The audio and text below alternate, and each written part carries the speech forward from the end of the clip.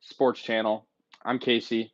And look, it's been a while since I've uploaded, and I want to get back on it. And I think right now is a good time to talk about the Sharks because, the Sharks are in the midst of one of the worst seasons in franchise history.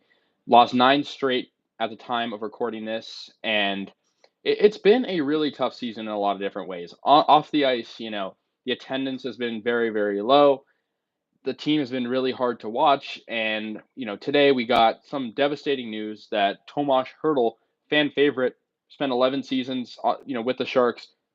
He's traded. He's gone. He'll be shipped off to none other than the rival Vegas Golden Knights. And the Sharks got a little bit of a return on him, but even fans are disappointed in the return. So I want to talk a little bit about the trade deadline, as well as what's been going well lately for the Sharks. Hint, not much. What's not been working, and what to look forward to in the coming weeks, months, years, even. And at the end of the day, the Sharks are right now tied for the worst team, or the last place in the NHL at 37 points. They actually do have the lowest amount of wins though in the NHL, as Chicago has 16 wins, but 37 points draws them with the Sharks.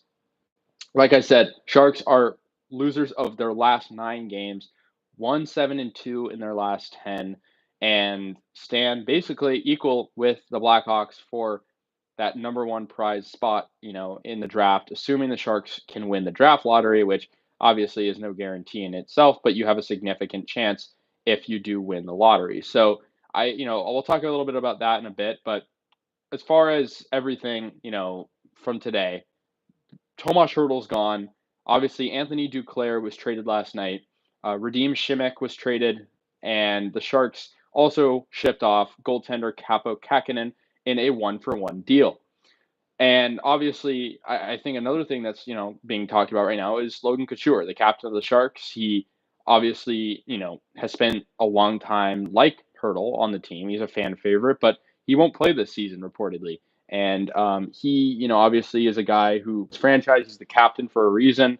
And obviously he's dealt with injury turmoil and yeah, just tons of problems for Couture staying on the ice and being an impact player because of his injuries. And when Couture gets hot, he's a great player, but he hasn't been able to. He's also dealt with inconsistency issues over the years as well. So Logan Couture is not going to play likely for or at all. I mean, he came out and said that he wasn't going to play for the rest of the year. And so I think for the Sharks, it obviously, gives them a sign that they're going to be making more moves on the offseason. Now, I want to talk about the Hertl trade because the Sharks obviously had to use a retention spot on his contract. Obviously, for those that remember, 2 seasons ago, Hertl, or about 2 years ago now, because he's on the second year of his 8-year deal, Hertl was signed to an 8-year extension, and obviously that costed the Sharks a lot of money. And at the time, I guess, sort of made sense, but the Sharks were sort of entering this new phase of the post Doug Wilson era of in the front office, as well as a team that was facing a rebuild. And obviously William Eklund was the headlining prospect, and the team looked to be moving in a new direction in terms of a lot of things, in terms of stuff with the Barracuda and the identity of the team and just all that fun stuff. But of course, new coach as well, Dan Quinn, or excuse me, David Quinn. And so I think for the Sharks, signing Hertl that deal, in its own right was a little questionable, but at the end of the day, they did. And now trading him, while it does dump off that contract, the Sharks retain 17% of the salary. And so what that means is the Sharks are going to be paying for about, roughly 1/6 of his contract for the remaining 6 years. And it uses a retention spot. And that makes trading Couture in the future, maybe even at the end of the season, really, really hard because obviously Couture, also a lucrative player, teams aren't going to always want to, teams aren't going to want to take on that contract. And so if the Sharks want to acquire maybe a first round pick out of Couture, when that time comes, it's going to be a lot harder, or not just Couture, but even other players that have larger contracts on this team. Obviously, they're dumping them now. I mean, having, Tomas Hertl gone dumps and lights the load on, on the cap and whatnot, but 17%, say what you want to say, on an 8-year deal, 6 years left is a lot. And so, what does that mean for the Sharks? I mean, it's just going to be a lot harder to get valuable assets out of trading a guy like Couture down the line. And we all know, he's not going to suit up for the Sharks this year. And with a team, with the team now not having a really clear face of the franchise, it's hard to sort of forecast what a guy like Couture or Vlasic or LeBanc, like what those guys want out of their careers, getting up there in age and also playing on a team with a roadmap that isn't super clear. But obviously, the Sharks do have, and the one thing that us Sharks fans can sort of grapple onto is the prospect system. And so, obviously, looking at the Sharks prospects, you have Will Smith, who was the number 4 overall pick in the draft, and he's killing it. He leads the NCAA in points, and I mean, yes, the NCAA is a completely different world than the NHL. So, I do think that he'll just because he's leading the NCAA in points doesn't mean he's by any means going to be, a superstar right away in the NHL. I think he will. He has superstar written all over him, Will Smith. But I think that, it's going to take some time, and obviously he's not there yet. And also, you got to remember a lot of the other top picks in this past year's draft, which I think was a very, very good and deep draft. The thing is, Bedard is playing at a full time role in the NHL. Fantilli is playing a full time role. Leo Carlsson, and I think sort of Will Smith is the odd one out. I don't think that's a bad thing because he's definitely a guy who could use development in the minor leagues or the college level, and he's killing it right now at Boston College. And so I'm definitely excited for him to do everything he's doing. But I want to talk about now. I mean, I've talked about Hurdle, and I'll circle back to Hurdle in a little bit. But trading Anthony Duclair was sort of the tip of the iceberg on the series of trades the Sharks made leading up to this Friday noon trade deadline. The Sharks shipped off Anthony Duclair, the winger, who now is playing for his ninth team at just 28 years old, which is crazy to me. He had the 5th most points on the Sharks this year at 27. He had 16 goals. He was on a tear in February. I believe he scored 7 goals in his last 11 games. He's really just been hot lately. And a team like Tampa Bay, a team that's sort of fringe playoffs in a really tough Atlantic division, could use a guy like Duclair. And I'm sure he'll be a good depth piece on the second or third line for the Tampa Bay Lightning. But Duclair is gone, and a lot of Sharks fans were wondering, can we take a chance on him, bring him back? He's obviously entering an expiring contract to deal with. But for Duclair, I think honestly that was not a bad trade for the Sharks. They ended up acquiring Jack Thompson, who is one of the better prospects on the Lightning or was on the Lightning, and a 3rd-round pick in this upcoming draft. So definitely an all right pickup for the Sharks. I think it was one of those deals that worked out well for both teams, and and I don't think it's a groundbreaking deal by any means, but I think of the deals the Sharks made, it was one of the better ones. So I'm not upset about that by any means. I think for San Jose, you know, getting younger is always a good thing. And a guy like Duclair wants to play for a contender. He has Stanley Cup playing experience. So I think it makes sense. Jack Thompson, he's a big defenseman. He's put up some good numbers with the Syracuse Crunch in the AHL, and I'm not upset about it. So hopefully the Sharks can, get some good time from him. I think he'll report to the San Jose Barracuda, and it's always good to have a 3rd-round pick. Granted, basically, it'll probably be late 3rd round given Tampa Bay, but you never know what can happen. We saw the Sharks pick up some really really good later pieces. Like some of their best prospects are later round picks or mid-round picks. So I think that's important. Now moving on to earlier today, the Sharks traded off Radim Shimek, who was actually recently named captain of the Barracuda. Could never really get a consistent place with the big time club. They traded him as well as a 2024 7th-round pick in exchange for Klim Kostin. And, obviously, didn't really know who he was, but he is a winger and he's a Russian native. He's also a prospect. And, he's a little mysterious. I didn't know much about him. He's, a Russian player.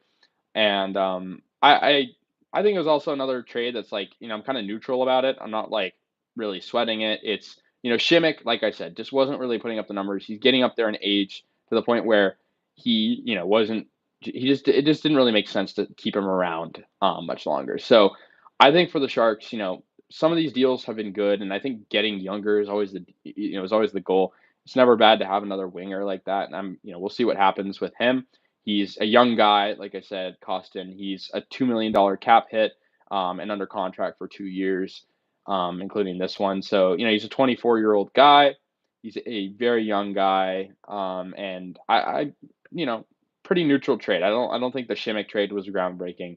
The next one, Nikita Okachuk, a guy obviously in the Timo Meyer trade. The Sharks received a 2024 fifth round pick from the Flames. It's also conditional.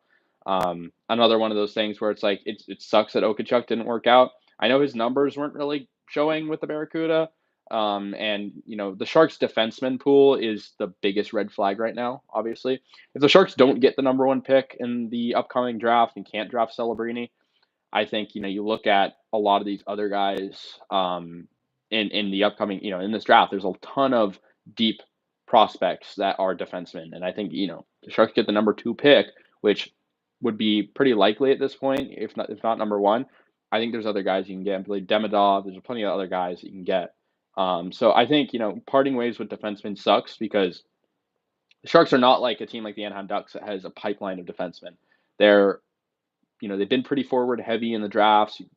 You have Eklund, a few years ago. You obviously have Will Smith, who's going to be the headlining guy coming up.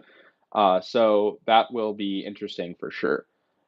Now, next, the Sharks traded, another kind of low risk trade, seventh round pick next year to the Sabres for Devin Cooley.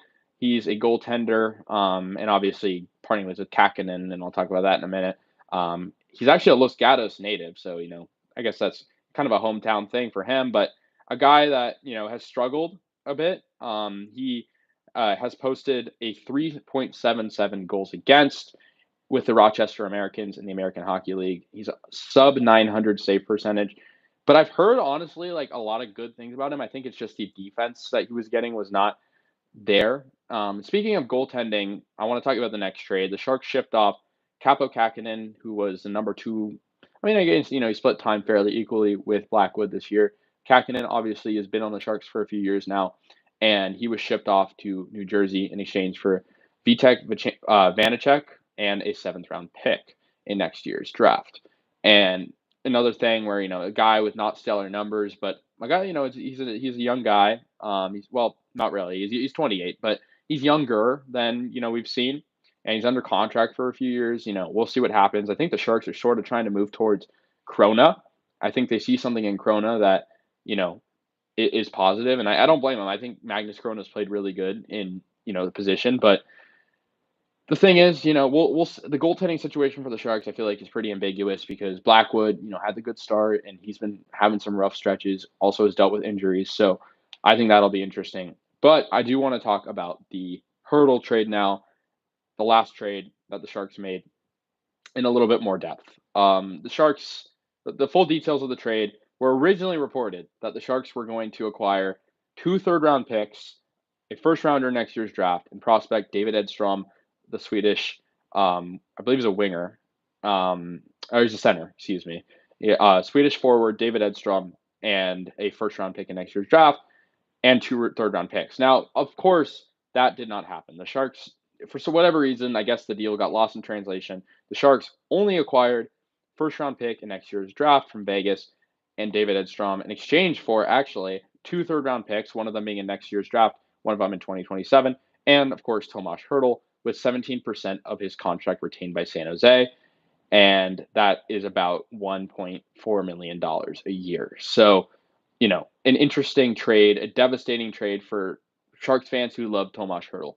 And obviously, things just, I guess, weren't working out. And it was pretty ambiguous. I mean, I thought, there were plenty of guys who we thought were going to get traded. Barabanov was one of them, Cunnin.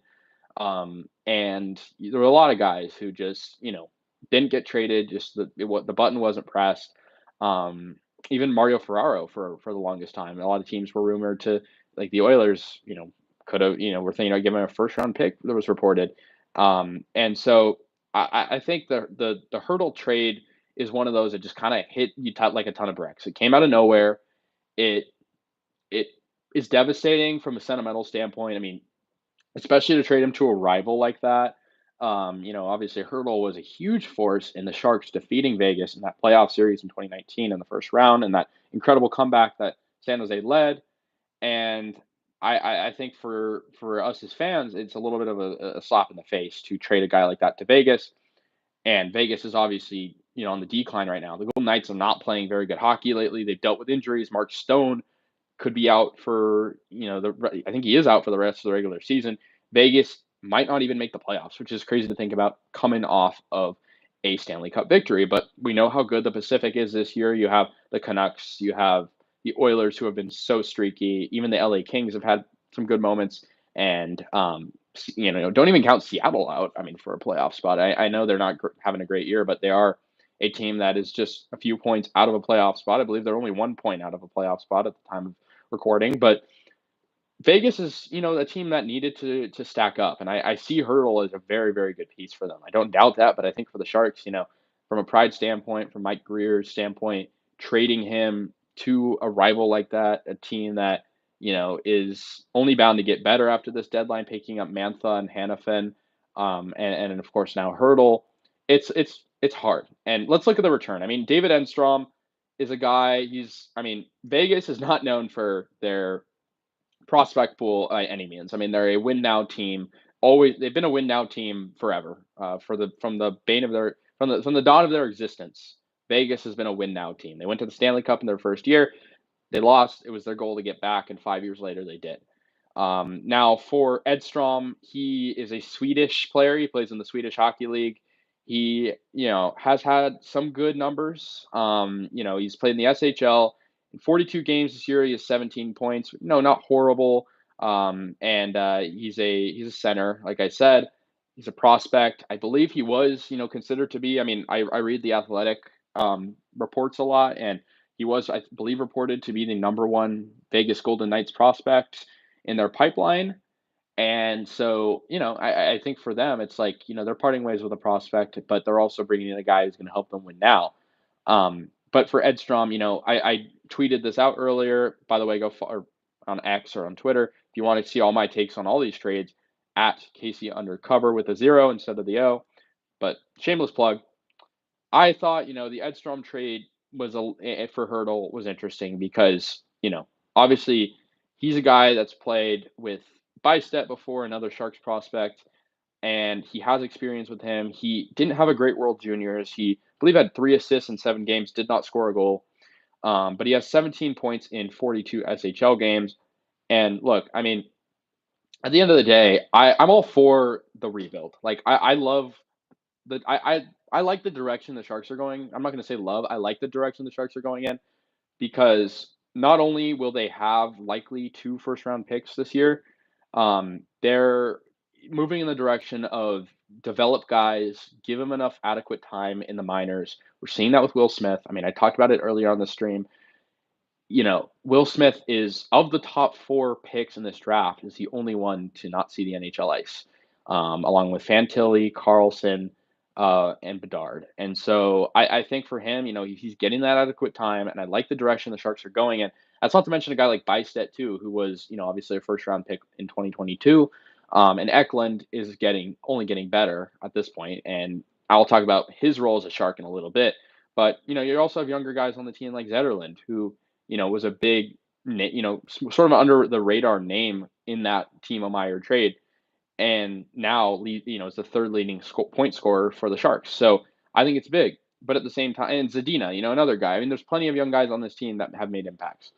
But at the same time, I do understand, having veteran presence on your team and now not having Couture for the rest of the year, losing a Hurdle to this trade, it's a blow. It's a blow to this team. It's a blow to the confidence. It's, a thing where it's like we're moving in the direction of Mario Ferraro is like the veteran leader on this team, and he's not even really that old, and he's not even that, big good of a player, for being honest. So I think I see the criticism behind the Sharks, and I also see, a lot of ways that they've done good.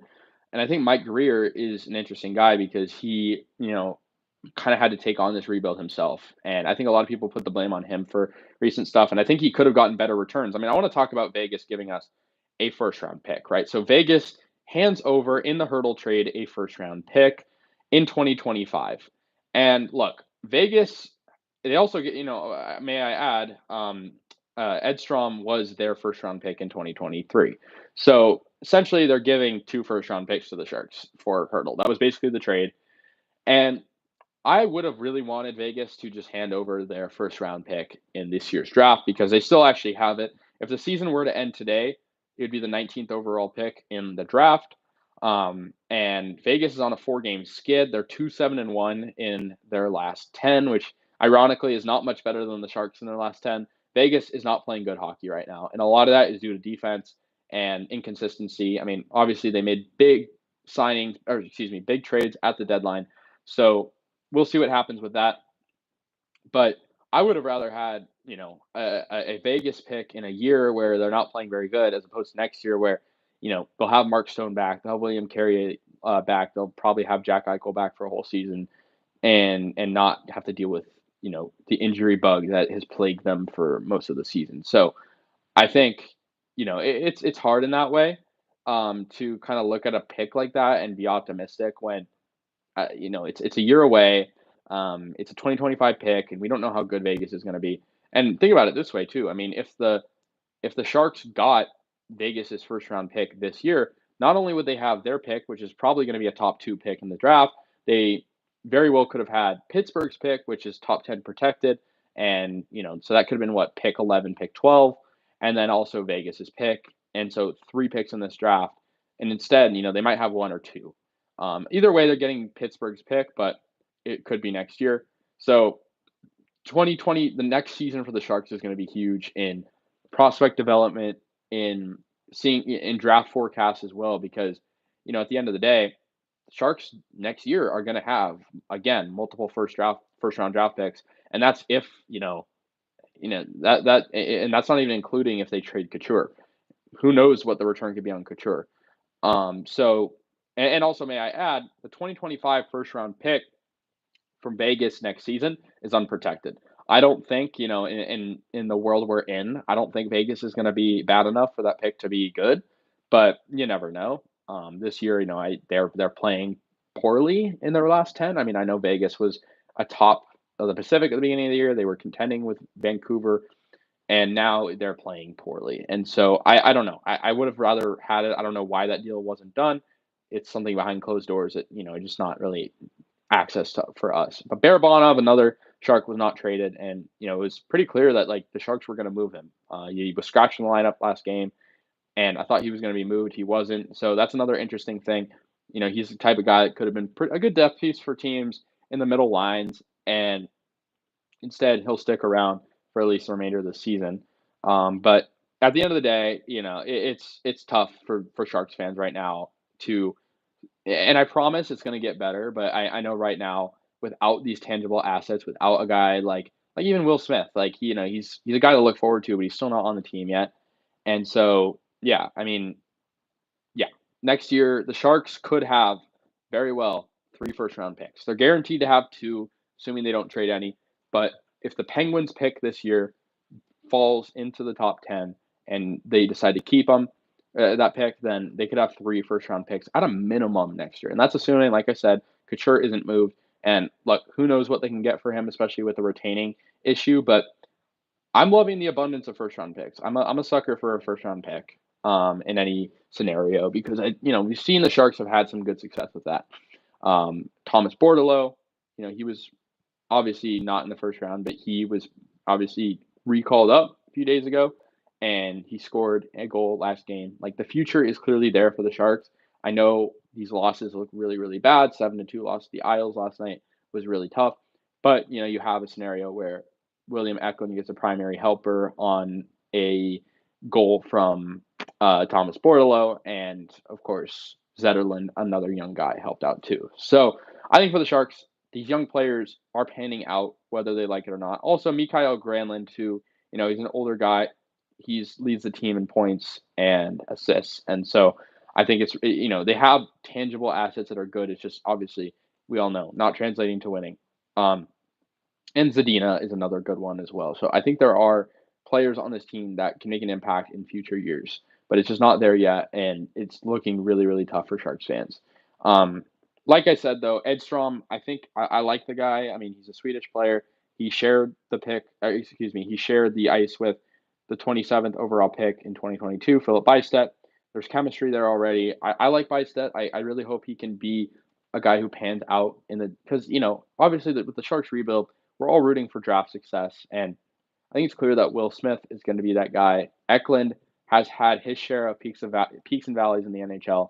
I think he's playing good now, but of course, the thing for Eklund that's hard is he's sort of moving into the face of the franchise type role, and whether he likes it or not. Obviously, with Hurdle gone, Couture on it, with one foot out the door, Eklund is going to be the future, and I really hope that William Eklund can be that everyday player. We're all rooting for Eklund to be a point producing player every night. And he's had struggles this year. He's dealt with inconsistencies. And I think he's a very, very good player. He's had a really good tear lately of games. And Eklund is a fan favorite. And so I think he's kind of moving to that face of the franchise role. And so I don't know. I mean, we'll see what's happening as well. Quentin Musty as well. I can't forget about him. He is killing it. I can't even tell you. He's killing it in the OHL. He's just a kid, but he's doing super good in the OHL right now. But William Eklund, I wanted to say one more time, he's on a 4-game point streak. I know these are baby steps toward is what is going to be hopefully a bigger role for him. I know he switched around at winger and center, and same with Bordelot. I think we're in a point with the Sharks where they can kind of experiment things. So hopefully the young guys can step up. And then, like I said, Quentin Musty, Will Smith. I mean, it's looking, obviously those guys are not in the pros yet, but looking like a good draft. And in 2022, of course, Sharks traded what was the number 11 pick late to, acquire that 27th overall pick. And I mean, there's plenty of guys. I mean, I can just name off the dome like Quentin Musty, obviously Will Smith. You have Luca Cagnoni, you have Casper Heltonen. Plenty of guys on this team that are in the minors right now and they're making impacts wherever they are, whether it be in the Canadian League, whether that be overseas. And I think the future is very, very bright. But I think for the thing with Hurdle, it just wasn't working out. And I can understand the move. But I just think the return is what I don't know. I feel like if the Sharks got a first rounder this year instead of next year, given Vegas's recent struggles, like I would have been a lot more happy, especially with the third round picks, losing two of them.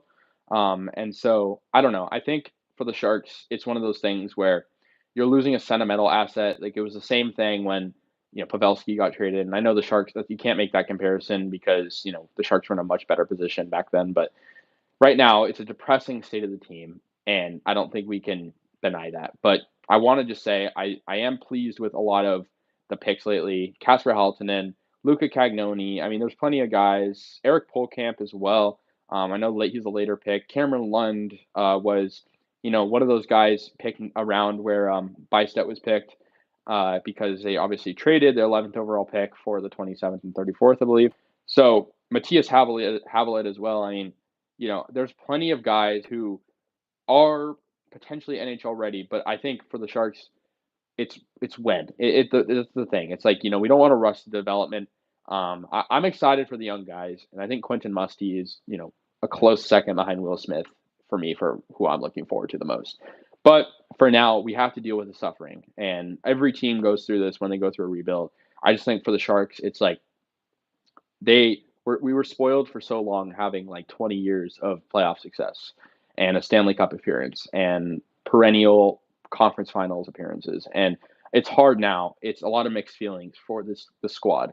They're in a transition period with Mike Greer and Quinn, and I don't know. It's tough, but I don't know. I think losing players like that. It's the business. It's the game. It's the NHL, and I'm excited for the young guys. I think Eklund lately has played some of the best hockey of his career. He's on a 4-game point streak, and he had a really good end to January. Did not have a very good February, but in March now he's playing very good. Just looking at the stat sheet, I mean, he's been a lot more efficient. Against Dallas in the shootout, he actually had a positive plus minus for the first time in a while. Like he's been a good player, and Bordelot is another guy too. Thomas Bordelot, guy that has dealt with some consistency issues. Obviously, he played center, he was moved over to the wing, and I think obviously, I mean, he got a goal out of it. It looked good. They put him on the first line, which I thought was a bold move, but clearly worked, at least for last night. And Bordelot it's a fan favorite. I mean, he was the AHL All Star last year, and I didn't even talk about Shakira Mukamadulin on the defensive end. I mean, he's dealt with some injuries, but on the blue line, he's another guy who can be a game changer, and obviously came over as well in that Timo Meyer trade. So I really am looking forward to the future. It's just staying healthy and consistency. I want to pick on Ozzy Weisblatt for a minute because I mean, if you Google Ozzy Weisblatt's name, like there hasn't been an article or story about him in a long time.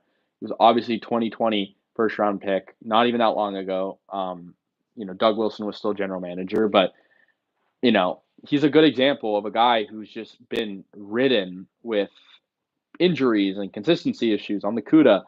And Bordelot, like a guy like him, who's also obviously not as bad and hasn't dealt with as many issues, but I think consistency is the main thing for the Sharks. Like, can Muka Madulin even with his injury issues and with his not inconsistencies, but with some of the issues he's dealt with, can he stay consistent? And I think that's the X factor for the Sharks. Daniil Gushin, another guy who has had limited time with a big club, but I am excited. It's an exciting time if you're looking in the next 3 years or so.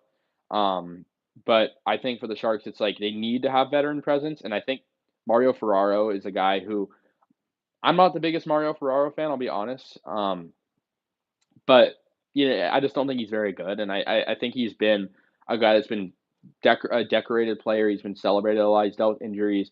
I mean, he could be the next captain of the Sharks. I've heard that rumor. But I think for the Sharks, you're bringing in all these young guys. You're still going to want to have a veteran presence on the team. So I think he's good to have. Another guy, forgot to name him, but Jake Furlong. He's playing with Halifax right now. He's also playing good, and these are later picks. I mean, he was the number 140th overall pick. So plenty of players to kind of look at and be like, wow, this is exciting. It's just like we know that the Sharks are, dealing with, just development of these guys, whether it be with the CUDA or wherever they're playing. And here's the thing, like I don't hate Mario Ferraro. I don't dislike the guy. I just think for him, it's like for what he's getting for his contract and for like what he was touted to be, I think the defense in general. I don't blame him. I think the pairings just in general haven't been great, and that's hopefully why if the Sharks have the number, assuming they get a top two pick, you probably take if they get number one, you're taking Celebrini. If you get number two, I I think that's more one of the more up in the air type of picks. But if you have number 11, I mean, there's plenty of guys or number 12, number 13 pick from Pittsburgh, there's plenty of guys that you can on the blue line that you can pick up, and I think that they'll address that. I'm excited for that, but it is a sad day for Sharks fans, and I'm not gonna discount that at all. As we hit the 30-minute mark, I want to maybe wrap things up a little bit, but I think for the Sharks, the goaltending is in a shift right now. I think Krona has been very, very popular within the system. I think he's had some really quality ice time in the crease, and I'm excited for him in the future as well as a young goaltender. But it's a transition period, and I check the standings all the time. I check it a lot, and I think for the Sharks right now, it's like there's a lot of draft capital in the first round for the Sharks. I mean, they're going to have at least, I mean, in the next 2 years, the Sharks have at a minimum 4 first round picks, which is, right now, I mean, the Sharks have a top 5 prospect pool right now, and that single handedly could move them in the top 2 or top 1. And so I think that's huge. It's just we have to play the waiting game. We have to see things through. We have to make some big decisions, especially with contracts, especially with retention going forward. And Couture and some of these other guys that weren't moved at the deadline this year. So I don't know. We'll see what happens. I am very excited for the 2 first rounders from this past draft in Musty and Smith. And I think Eklund, like I said, I mean, it's part of the thumbnail of this video. He's a guy that's going to be moving into the face of the franchise role, whether he likes it or not. I think Bordelot could too. He's a big presence on this team. He was last year at the end, at least, and I think he'll be one going forward. Zetterlund, obviously a newer addition, not drafted by San Jose, but I think he has plenty of potential as well. And so, look, I don't know what's going to happen. There's plenty of mystery going around with this team, but for the time being, the Sharks right now are a team that has a good amount of veterans like Mikael Granlund, Mike Hoffman that are producing points, and you gotta give them reps for that and give them props. But at the end of the day, the Sharks are moving towards a younger regime. Who knows like which veterans are going to stick around? Is Blackwood, going to be that long-term goaltender? We don't know. But if one thing's for sure, the Sharks have a lot of draft capital going forward. Excuse me, and hopefully they can use it to their advantage. And Mike Grier can take some guys that are going to bring this team back to the pinnacle of hockey and to unseen heights. And I'm all for I still watch every game because I like seeing the young guys getting, time and getting opportunities. And I don't know. We'll see what happens. I'm excited for some things. I'm disappointed in some other things. I think all Sharks fans, it's mixed emotions, right? They're terrible on the ice, but there are some bright spots as we've seen. I mean, Bordelot getting a goal last night, Eklund on a 4-game point streak. There's a lot of things to boast about, but there's also a lot of things that are kind of embarrassing with this team. Attendance issues, not just on the ice, attendance issues, management, chemistry issues. I mean, there's a lot of things right now, even things I'm probably unaware of. So I want to wrap things up now. We're almost approaching 40 minutes, but if you're watching live, appreciate you from tuning in. I wanted to just kind of hop on back here because it's been a minute. The Sharks made some moves today and last night, and so it's definitely been an interesting season. Probably one of the worst. Will go down as one of the worst seasons in Sharks franchise history, if not the worst. And the Sharks are fighting for that number one spot in the tank. And honestly, it's a weird season. And I think Chicago sort of also in a transition period, but of course they have their guy Bedard already playing at the NHL level, whereas the Sharks have to wait a little longer and get a guy like Will Smith up to development before he hits the ice at the pro level. So that's gonna do it. I appreciate you guys for tuning in. If you're watching live, like I said, thank you. If you're watching this as like a replay, let me know your thoughts in the comments about what's been going on. But for now, that's gonna do it. And appreciate you for tuning in. Thank you.